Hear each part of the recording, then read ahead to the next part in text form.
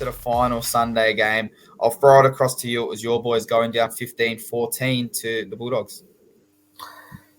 Yeah, look, this is a game where both teams had a roll of the dice and got lucky. We got lucky with our first try.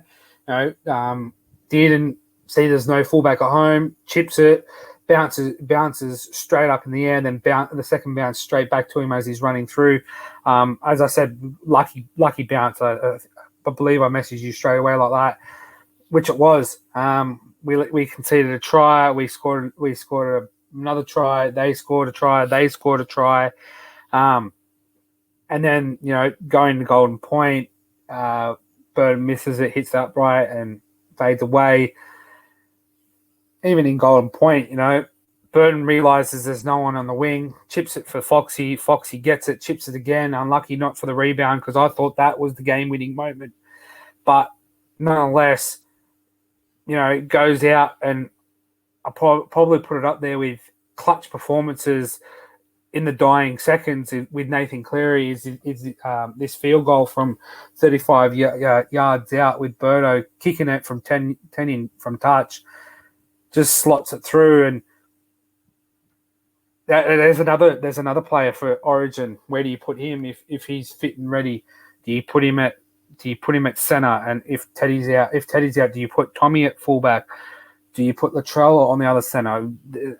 Everybody seems to be playing well now. Origin's in contention, and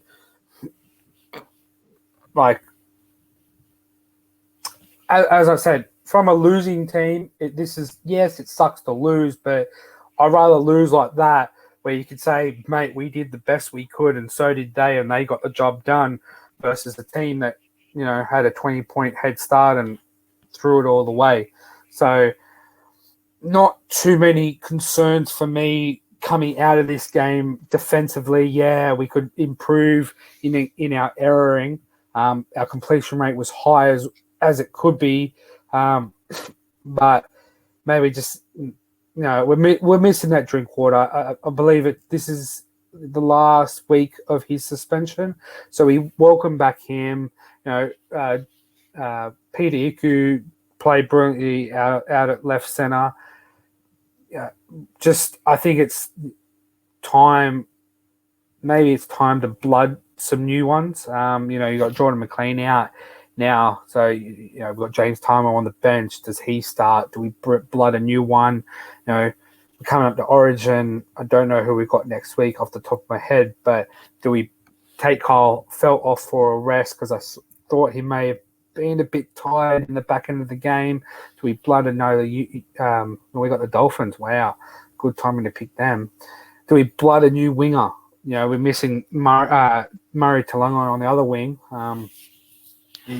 Maybe we start moving the pack around. Maybe this isn't the year we go for a shot at the premiership, or this is the reason why we have a good hard crack at it. Don't know how it's going to play out with Big Daddy Toddy Payton up there running the show, but I trust in him. And hats off to the Bulldogs. As I said, great win. Both teams had the luck of the roll, and we decided to use our luck at the start of the game, and you guys decided to use your luck right at the end and got you the 2 points. So congratulations to you guys. No hard feelings from here.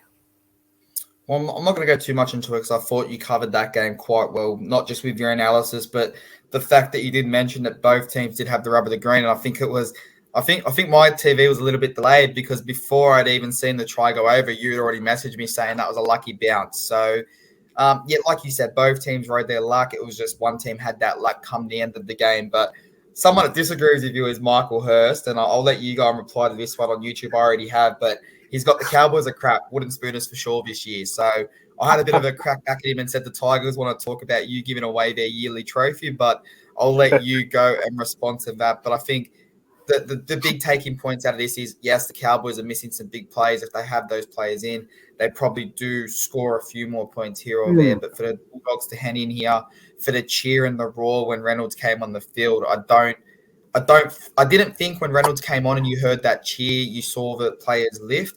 From that point on, I went, the Dogs are winning this game. And God bless you for not letting me change my tip because I wanted to change to the Cowboys 13 plus. You wouldn't let me, and I do take. I think it's a slim. Is it 2-point lead going now into the next round? I think I'm 2 points ahead.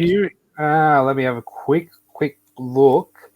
You take a slender 2-point advantage into this game because you tipped the Dogs to win 1-12, so you got that extra 3 points to seal you in front. But mate, to the reply of YouTube, what's his name, Michael Hurst.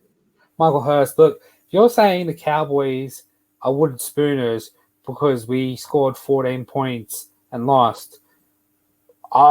Would you say you're not worried about the Dogs scoring 15 points and winning? Like, no, mate, they won. They're in the top 8. They're in the top 8. If the season stops tomorrow, you guys are going.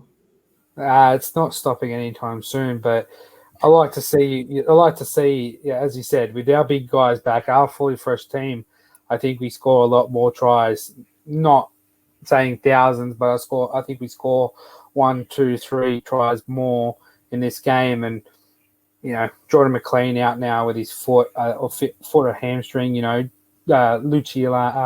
big Lucci. When he comes back, Murray Talangai, Cohen Hess. Do I need to say more? If they are all back, do you think you win this game? I think not. But as I said, no hard feelings here. Both teams got rub the green, and it's just the way they crumble cookies.